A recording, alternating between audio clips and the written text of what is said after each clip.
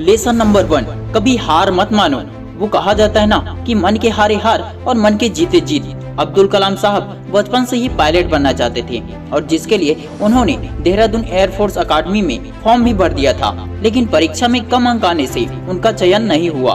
तो इस पर भी अब्दुल कलाम हारे नहीं और खुद को जीवन में आगे बढ़ाते हुए विज्ञान की दिशा में आगे बढ़ गए और फिर पूरी दुनिया में एक वैज्ञानिक के रूप में मिसाइल मैन के नाम से प्रसिद्ध हुए।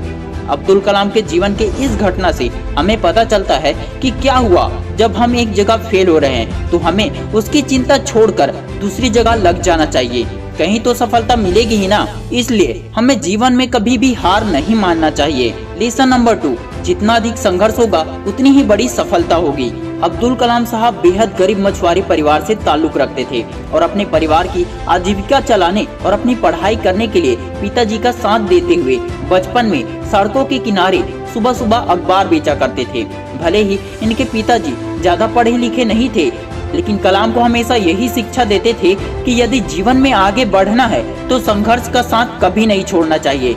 जितना अधिक संघर्ष करोगे उतना ही अधिक सफलता भी मिलेगी। और इसी संघर्ष के बल पर एक गरीब मछुआरे से देश के राष्ट्रपति के रूप में अपना जीवन सफर किया, जो कि संघर्ष द्वारा मिली सफलता की एक मिसाल है। लेसन नंबर 3, दान की भावना। जब अब्दुल कलाम का चयन राष्ट्रपति के रूप में हो गया तो कलाम सर ने तुरंत एक चैरिटी को फोन किया और अपनी जीवन भर की जमा पूंजी दान कर दी और कहा कि आज से मेरा ख्याल तो अब भारत सरकार कर रही है, इसलिए जो अब सैलरी भी मिलेगा उसे भी हम दान करते हैं। अब्दुल कलाम खुद कहते थे कि सबसे उत्तम कार्य क्या है, किसी भूखे को भोजन कराना, जरूरतमंद की बेहिचक मदद करना, इंसान के रूप दूसरों के लिए काम आना और किसी दुखी व्यक्ति की सेवा करना ही सबसे उत्तम और पुण्य देने वाला कार्य होता है।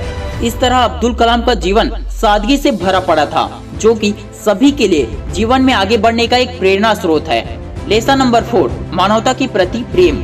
हमें सभी जीवों, चाहे वह इंसान हो या पशु पक्षी हो, सबके प्रति दया का भाव रखना चाहिए। इसी की मिसाल पेश करते हुए अब्दुल कलाम के जीवन की यह घटना दिखाती है कि किस प्रकार अब्दुल कलाम जीवों के प्रति भी अत्यधिक दयालु थे। बात उन दिनों की है जब अब्दुल कलाम DRDO में कार्यरत थे।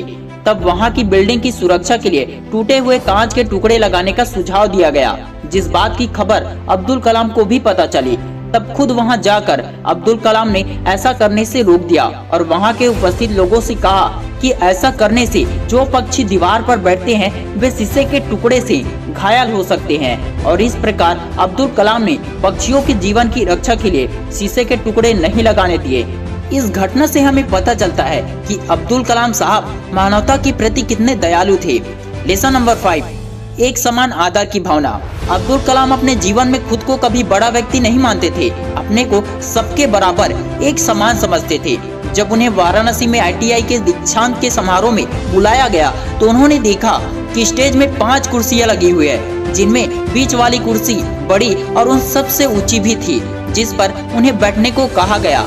तो कलाम सर ने उस पर बैठने से मना कर दिया और कहा कि मैं भी आप लोगों के बराबर का ही व्यक्ति हूँ, अगर सम्मान करना है तो इस पर कुलपति जी बैठाइए। जिसके बाद अब्दुल कलाम सबके समान वाली कुर्सी पर ही बैठे।